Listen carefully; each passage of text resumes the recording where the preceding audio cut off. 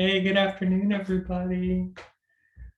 Sometimes I think about y'all and I just want to reach out and give y'all a hug. I'm a hugger. I don't know about you. I absolutely love to hug people. And with COVID-19 and all the Delta variants and all that stuff, oh my goodness, I miss y'all so much. I miss y'all. Anyway, welcome to episode 11. This is the Kelly Renee Life Coach channel, and I am so happy to see you today. Thank you so much for the privilege of your time. This is so special. Thank you, thank you, thank you. Anyway, if you've not been here before, please like, subscribe, share, do all the things. You know what the routine is. I would love to have you continue to be a part of our community and continue to help it grow and foster all the good things that we can do together. So I was thinking, I had a conversation recently with a mom who has been trying to figure out the best way to teach her children about God. So she's been buying books and that kind of stuff and going through some things with her oldest. And interesting, she's really a thoughtful and concerned parent, and part of the struggle for her is trying to figure out where a safe church environment is. She is certainly aware of all the culture war in our country today and some of the damaging rhetoric that's been bantered about, and really has hurt a great number of people.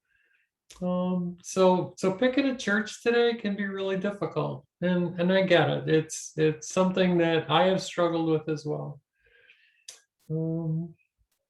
I can't remember which resource it was. Maybe it was a Pew Research Group study, findings that they published around the effectiveness of people inviting their friends to church, or just simply the fact that many people go to a church because they were invited by somebody that they knew. I think that's a pretty awesome way to connect if you're not really connected or already connected somewhere. I'm just going to throw that out there for anybody who happens to attend services somewhere. You might think about inviting a friend and let them know why you go there, particularly today. I think it would open the doors to a lot safer environment for folks. The influence we have in our circles is probably stronger than we think. And what better way to expose someone, particularly someone you know, to your faith than inviting them to join you and be part of the experience in a non-judgmental way. The Christian worldview, much like any discipline, is provided a handbook or a guide, if you will. And for Christians, it's the Bible. And to a large degree, the 10 Commandments are just the starting point.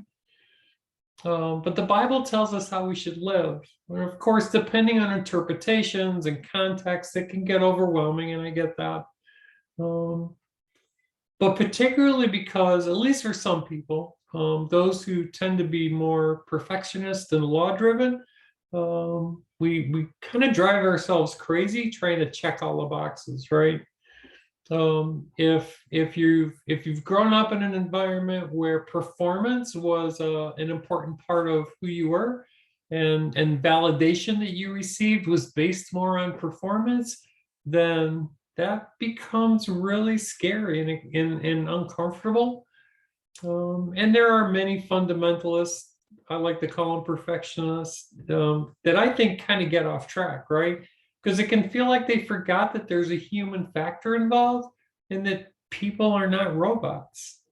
Well, you see, we're all imperfect human beings. We're going to mess up. I am definitely going to mess up. And we're all going to make mistakes. But the challenge, though, comes when that standard is used to manipulate people and make missing the mark a measure of a person's value, as if grace is forgotten. That's the point, isn't it? If we truly believe people have inherent value and worth because they're created by God, how can we make judgments and write people off if they don't hit a mark? I don't know. I can't speak to that, anybody else's experience with that other than my own. So I'll start there. But if I believe people have inherent value, that's awesome. And I think they do. But what about me? Do I have that same value? Or do I apply a different standard to myself? Many times that's what happens, or what at least has had happened in the past. Sometimes we apply a different value to ourselves based on the circumstances and characters in our own stories. How do I learn to separate the two? Sometimes it feels like a pretty impossible feat. I gotta warn you, it's hard work. Not everyone is up to the challenge, and that's okay. Our journeys are our journeys. That's why I provide causal coaching and help my clients understand the connection between their thoughts and their actions to the results they experience. Digging deep into the root cause and solving for that opens up to so much more. Trying to change our behavior under the threat of punishment isn't the best way. We have to begin to understand the root cause of the behavior and explain and examine the triggers that get us there. It's complicated. I no longer think it's okay to blame it all on sin. Some churches don't even use the term sin any longer because of the baggage it carries. I'd much rather talk about grace and acceptance and how we can align our lives in a way that honors all people, understanding our brokenness as part of the human condition. The thoughts and feelings that we have dictate our actions. So to get a new result, we have to come to grips with the thoughts and feelings that drive our actions. Sometimes that means digging deep into our character and figuring out what our values and ethics really are.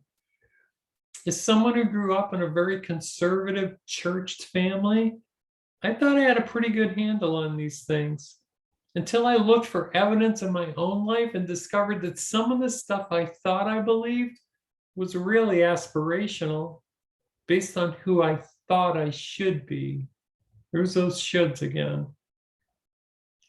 Once I realized this trend and began to question everything, I discovered it was uncomfortable not knowing. Living in question and accepting the mystery. As I got more curious, things began to align.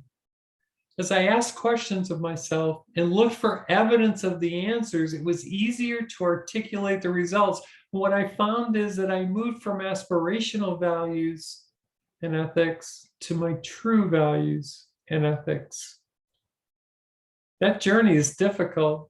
And as difficult as it is, it freed me to become more authentic and resilient than I've ever been in my life. It produced a level of confidence I had never known. So now I can show up authentically in most spaces and be okay when others don't share my views, my values, or my ethics. And it's made me more curious. It's okay. I tend not to get so offended. And it puts me in a space where I can genuinely appreciate others with differing points of view.